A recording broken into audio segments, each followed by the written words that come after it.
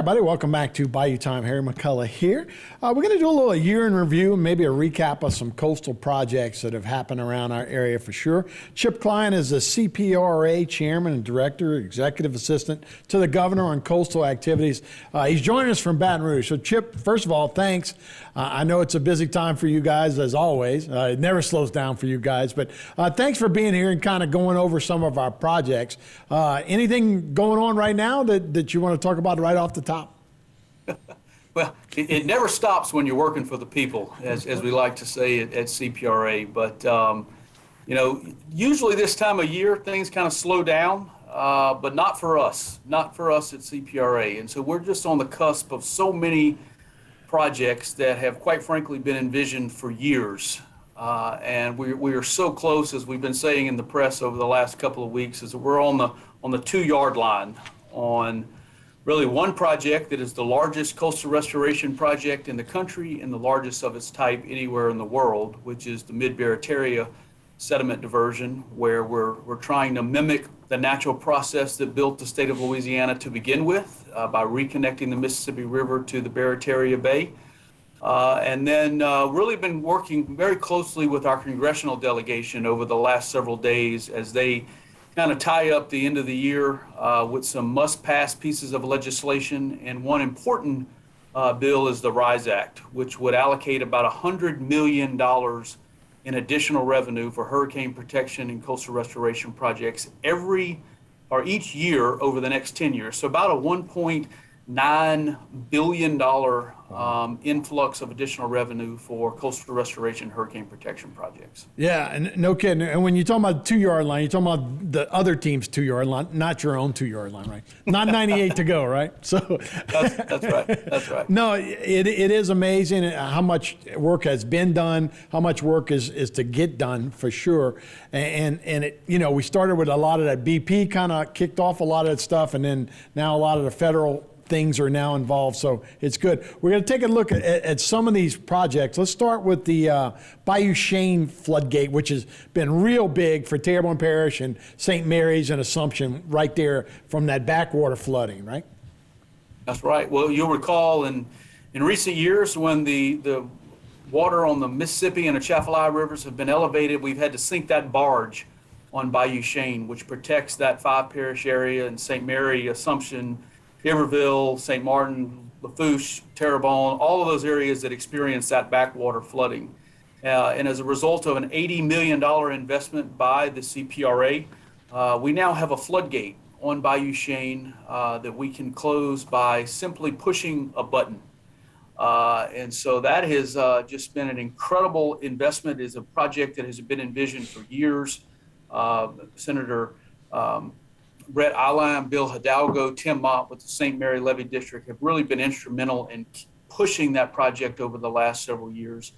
And so no more sinking of barges on Bayou Chene. We can now close that floodgate in the event that we have elevated water levels on the Atchafalaya River, which is obviously gives peace of mind for people who live and work around that area. Sure does, and it's made a big difference for folks in all 3 of those parishes, but going all the way back up to Lake Verret and Stevensville and all that, it's really made a big difference for those folks. Let's talk about West Grand Terre Beach, the nourishment and stabilization.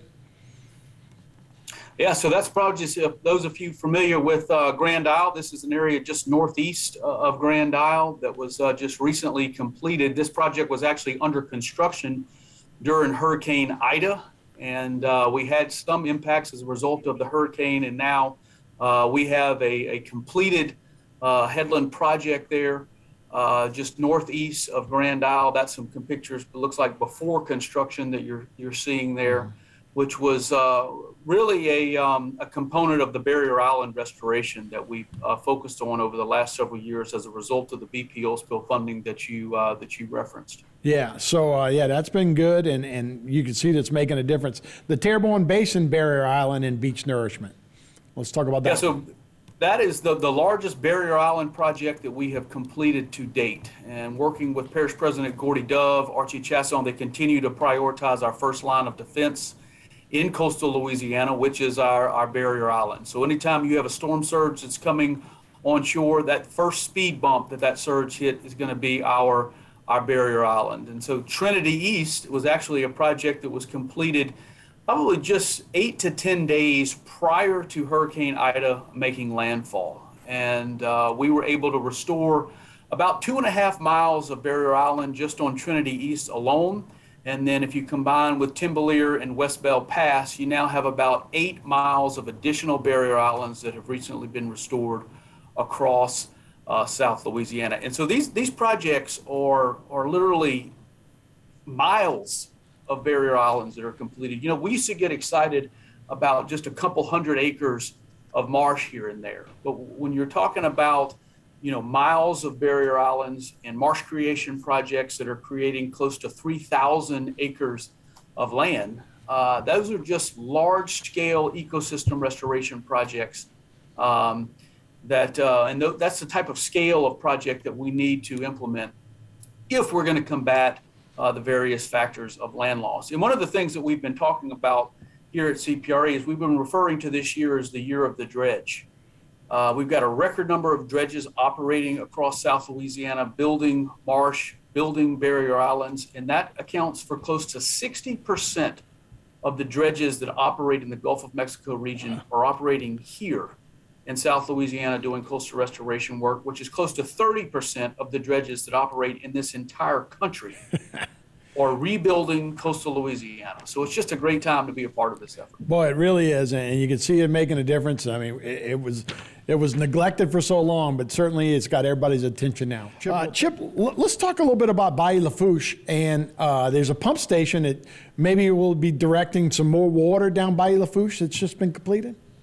I'm not aware of another waterway as important to the Bayou region as Bayou Lafourche. And if people recall, after Hurricane Gustav, the amount of salt water that came up the Bayou Lafourche, and the water became stagnant and just smelled to high heaven, quite frankly. Right. But we just invested in about a $96 million pump station in working with the Bayou Lafourche Freshwater District, Ben Malbrew and his board of directors, that will triple the amount of fresh water that is flowing down Bayou Lafourche. And as you know, the Bayou Lafourche provides drinking water to about 300,000 residents in the Bayou region. And so it's just an incredible project to just ensure the overall sustainability of that important waterway. Yeah, for sure. I mean, not only Lafourche, but Terrebonne Parish gets its drinking water a lot out of there as well. So let's head back to the coast and Caminada Headlands and the Back Barrier Marsh Creation Project. So Caminada Beach Headland, first let's start there, which was a project that we completed probably about 1.5 years ago, was the largest restoration project to date at that time. It restored about 8 miles of beach headland in front of one of the most important pieces of coastal infrastructure anywhere in South Louisiana, Port Fourchon. And so you now have a restored beach, but this project that you see on your screen is the Caminada Headlands Back Barrier Marsh. And so we don't want to just stop at restoring our beach headlands. We want to make sure that the marsh, that the wetlands behind those beach headlands are restored as well. And so right now you see this area that is just behind that beach headland project that was completed, that will be created about 600 acres of additional marsh right in front of Port Fourchon. So you now have a more resilient beach, a more sustainable beach, but then a more resilient marsh as well that will be constructed in front of Port Fourchon. Yeah, when you see the aerial photos of what's been created there, it is amazing to see. You know, especially anytime you fly out of home and you go, whoa, we're over open water here. But then when you see how much has been created, it's really a great sign. Speaking of Houma, the Houma Navigational Canal, that lock complex will be coming online soon. That is the crown jewel of the Morganza to the Gulf levee protection system, as Reggie Dupree refers to it. Yeah. It is a project. It's about a $350 million lock where we're converting that Bubba Dove floodgate that is currently on the ground now will be converted to a full lock complex, and really has triple benefits. It's a hurricane protection feature, restoration component because it allows for that fresh water to enter into the marshes in Terrebonne, but it also is an economic development project because it requires the Houma Navigational Canal to be dredged to a certain channel depth to ensure that transportation and navigation can continue on that channel. And so that is a project that will be going to bid in the next few months, the largest civil works project in the history of Terrebonne Parish. Wow, awesome. When you're talking about freshening up water, how important is that when you're talking about regrowing the marsh and all behind that, right? We've all heard of saltwater intrusion, but this will kind of freshen things up, huh? It's so important. I mean, that fresh water, that nutrient supply that's in the fresh water is really what nurtures the vegetation in your wetlands. And so the more salt water that you have intrude into the marsh, that's when you start to see your vegetation decline, your vegetation die off. And so it's important to have that freshwater input to make sure that we're nourishing the vegetation and helping sustain the marsh in the area. Yeah, very important. Obviously, before we had levees, people take horses out to the last island. So yeah, it's made a difference. So let's talk about Cheniere and Caminada breakwaters, the Grand Isle breakwaters. So I know a lot of residents in the Bayou region have camps in Grand Isle, one of the most special places in South Louisiana, really what makes the Sportsman's Paradise what it is.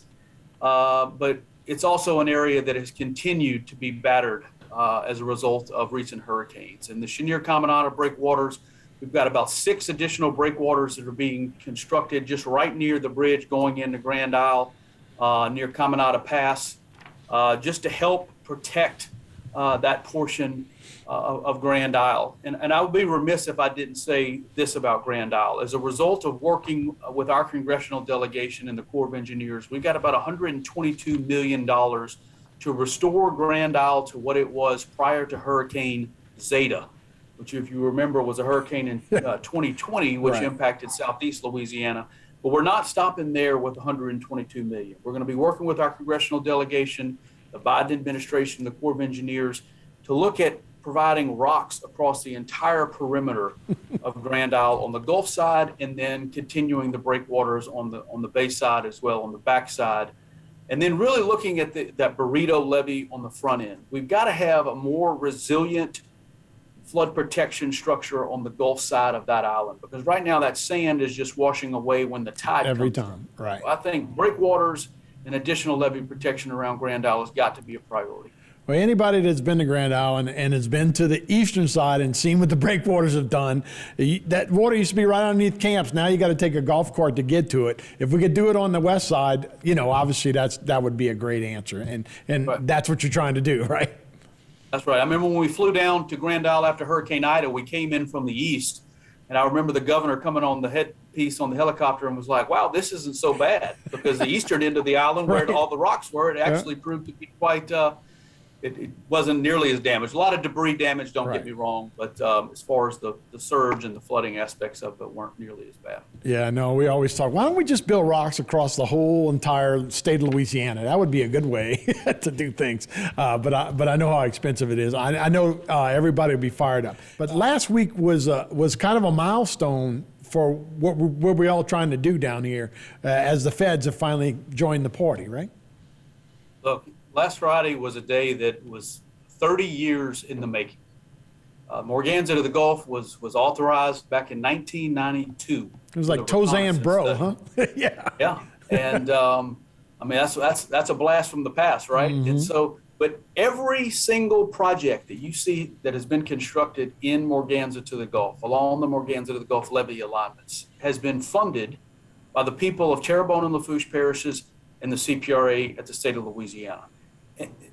When H&C Lock is completed, over $1 billion worth of work will be on the ground. And last Friday, we did a groundbreaking, and it is the first component of Morganza to the Gulf that will be constructed with federal money. It's a floodgate on the Humboldt Canal. And so it's far past time for the federal government to show up, but we are glad they're finally here. Yeah, welcome aboard. We do appreciate it. And, this is the energy corridor, right? And that's our coast. We certainly don't want to move, and, to start restoring all these projects really helps out for a lot of folks. And I think you're right. I think the feds know how important this area is, but they was like, well, they're paying for it themselves. Let them handle it.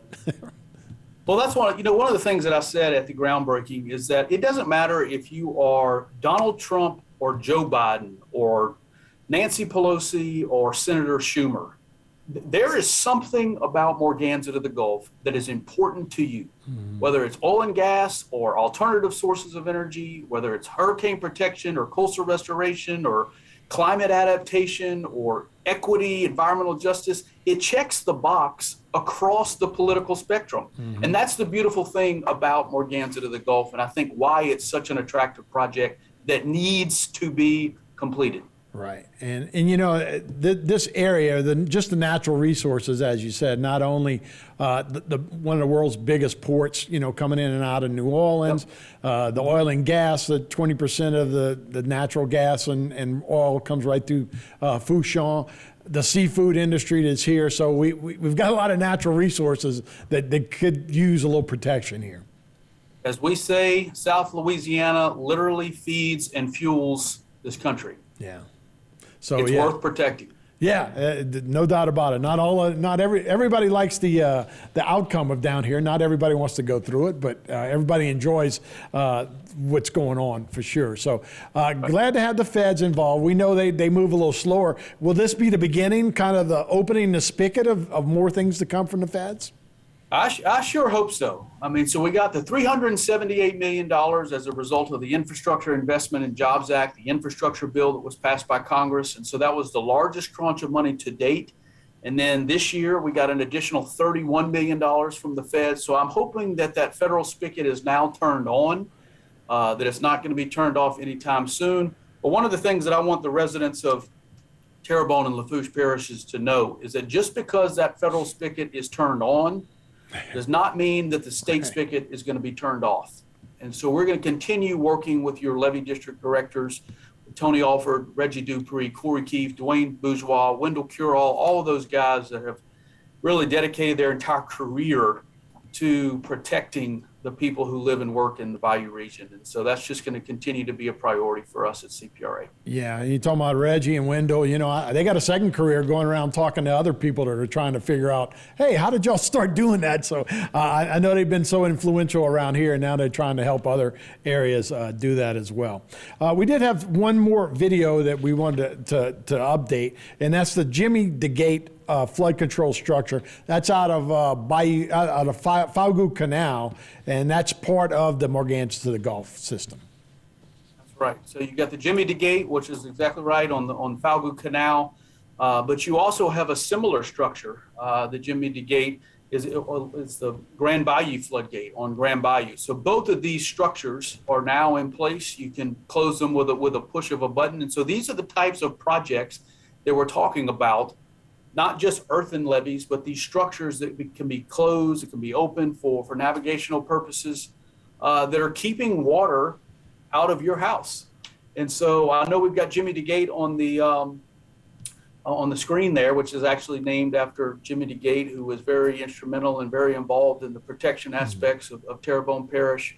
But on Grand Bayou, which was a $20 million floodgate that the state funded, I'll never forget, we had Terrebonne Levee District call during Hurricane Delta and say, we need to sink a barge between Reach K and Reach L of Morganza because there was a gap in the protection. And we submerged that barge, and thank God we did. But now, as a result of the $20 million that we recently invested, again, you can close that structure with a push of a button. And so that's what progress looks like. That's what people want to see. They want to see projects on the ground. They want to see dirt turning. And so that is a result of the $1.3 billion that the CPRA is moving out of the door, which is the record number of investments in coastal restoration and hurricane protection in the history of the state's coastal program. Yeah, well, I mean, we're starting to see them get their money back, right? I mean, just from a couple of years ago, you had 15,000 homes flooded, and that same water level recently, you had maybe 2 or 3. So making a big difference. You don't always see it because you're not spending the money, but there has been making a difference. So Chip Kline, I sure appreciate your time and appreciate you updating us on everything that's going on. We appreciate it. You bet. Thank you for having me on. It's good to be with you, and Merry Christmas to everyone in the Bayou region. Same to you, Chip. We'll be right back with more Bayou Time right after this.